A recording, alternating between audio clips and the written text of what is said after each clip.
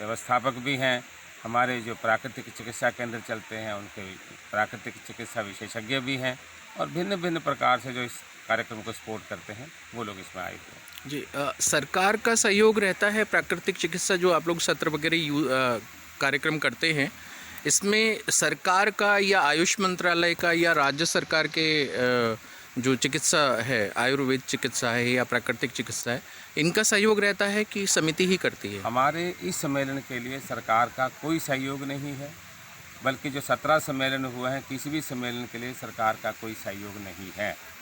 हम ये स्वयं स्वावलंबी हैं, स्वायत्त हैं और अपने ही प्रयासों से लोगों से पैसा इकट्ठा करते हैं, कुछ रजिस्ट्रेशन फीस लेते हैं और अपने ही प्रयासों से इस तरह के सम्मेलन आयोजित करते हैं। आपको लगता है कि जैसे आप लोग इतना अच्छा काम कर रहे हैं, 17वां सम्मेलन आयोजित कर रहे हैं, तो आपको लगता है कि सरकार ने इस पहल के लिए आप लोगों को किसी प्रकार के सहयोग देना चाहिए, या आप लोगों की इच्छा है, या आप लोगों ने कभी सरकार से कहा है कि इस तरीके के आयोजन में उनकी भी सहभागिता हो? निश्चित रूप से हम ये मानते हैं कि सरकार को इसको अपने कार्यक्रमों में प्राथमिकता के आधार पर रखना चाहिए। हम अगर अपने स्वयं से भी प्रयासों से इतना काम कर पा रहे हैं, तो अगर सरकार इस कार्यक्रम को उठा लेती है, सरकार इस कार्यक्रम में सहयोग करती है, तो हम दिन दूना रात चौगुना काम कर सकते हैं। इसलिए सरकार का सहयोग अपेक्षित है। सरकार को खुल करके इन कार्यक्रमों को आगे बढ़ाने के लिए मदद करनी चाहिए। इससे पहले के सभी जो 16 सत्र हुए हैं, वो इसी प्रांगण में हुए हैं या देश के अलग अलग जगहों पर हुए? हम लोग देश के अलग अलग जगह पर सम्मेलन करते हैं। हमने पुरी में सम्मेलन किया जी, हमने दिल्ली में सम्मेलन किया, अलग अलग जगह सम्मेलन करते हैं जी, और कोशिश करते हैं कि इसमें देशाटन भी हो। जी, देशाटन से राष्ट्रीय एकता सदती है जी, और लोगों को नई जगह जब जाते हैं तो वहाँ के अनुभव भी लेने का मौका मिलता है। जी। 18वां सत्र जो होगा वो कहाँ होगा? उम्मीद कर रहे हैं कि वो केरल में होगा। ओके, केरल के जो हमारे साथी आए हैं उन्होंने निमंत्रण दिया है, जी। तो उम्मीद कर रहे हैं कि वो केरल में हो। वैसे केरल का जो प्राकृतिक चिकित्सा है वो पूरे विश्व भर में प्रसिद्ध है। केरल में उसको प्राकृतिक चिकित्सा नहीं कहते हैं जी। वो ऑयल मसाज का एक विधा है, जी, बहुत अच्छी विधा है, जी। उसका भी प्रसार होना चाहिए। जी, लेकिन हम तो केवल प्राकृतिक चिकित्सा की बात करते हैं और प्राकृतिक चिकित्सा का मतलब यानी प्राकृतिक जीवन साधना, जी। प्राकृतिक जीवन लोग जिएं, जी। इसका प्रयास करते हैं। प्राकृतिक हमारे चिकित्सा और में बेसिकली हमारे और क्या क्या केरला- चीज़ आप आती हैं उसमें?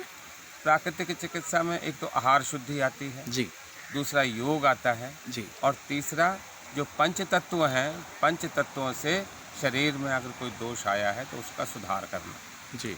ये शरीर पंच तत्वों से बना है और पंच तत्वों से ही इस शरीर में सुधार हो सकता है। ये जो अभी लगभग 350 सदस्य आपके आए हुए हैं, ये सभी ट्रेंड हैं या इनमें से कुछ अभी नए भी हैं जिन्होंने इसको ज्वाइन किया है? कुछ ट्रेंड हैं, जी, कुछ नए लोग हैं जो सीख रहे हैं और इस दिशा में आगे बढ़ रहे हैं। दोनों तरह के लोग हैं। जो ट्रेनिंग ले लेते हैं सदस्य आपके, क्या वह स्वयं रोजगार के लिए तैयार हो जाते हैं? लगभग स्वयं रोजगार ही करते हैं।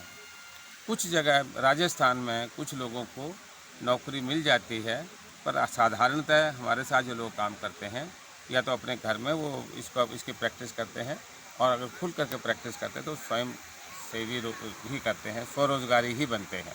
जैसे चिकित्सा की और जो विधाएं हैं, जैसे आयुर्वेद हो गया, एलोपैथिक हो गया, होम्योपैथिक हो गया, इसके लिए भी किसी लाइसेंस वगैरह की ज़रूरत होती है अपन अगर रोजगार शुरू करना चाहें तो? हमारे लिए ऐसी कोई ज़रूरत नहीं है। हम अगर लोगों को कहते हैं कि सुबह सूरज की किरणों के सामने बैठना चाहिए, तो मुझे नहीं लगता कि इसके लिए किसी लाइसेंस की ज़रूरत है। अगर हम लोगों को कहते हैं कि अच्छी सब्जी खानी चाहिए, तो मैं नहीं मानता कि इसके लिए किसी लाइसेंस की ज़रूरत है, क्योंकि हम दवाई का व्यवहार नहीं करते हैं, हम सर्जरी का व्यवहार नहीं करते हैं, आहार शुद्धि करते हैं, लोगों को प्राणायाम सिखाते हैं, लोगों को योग सिखाते हैं और पंच महत्व से मिट्टी, पानी, हवा, आकाश के साथ हम ट्रीटमेंट करते हैं। इसके लिए ना तो किसी लाइसेंस की ज़रूरत है और ना ऐसी कोई व्यवस्था है। सर, जैसे आप आहार शुद्ध की बात कर रहे हैं, आहार शुद्धता की, आजकल जो मिलावटी खाने का दौर चल रहा है या मिलावटी चीज़ों का दौर चल रहा है, ऐसे में आहार की शुद्धता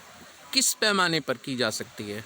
देखिए, ये हमारे सामने भी चुनौती है, क्योंकि हम तो लोगों को यही कह सकते हैं या अपने घर में यही प्रैक्टिस कर सकते हैं कि हमको लौकी खानी चाहिए, लेकिन लौकी का उत्पादन कैसे हुआ है वो हमारी अधिकार क्षेत्र में नहीं है।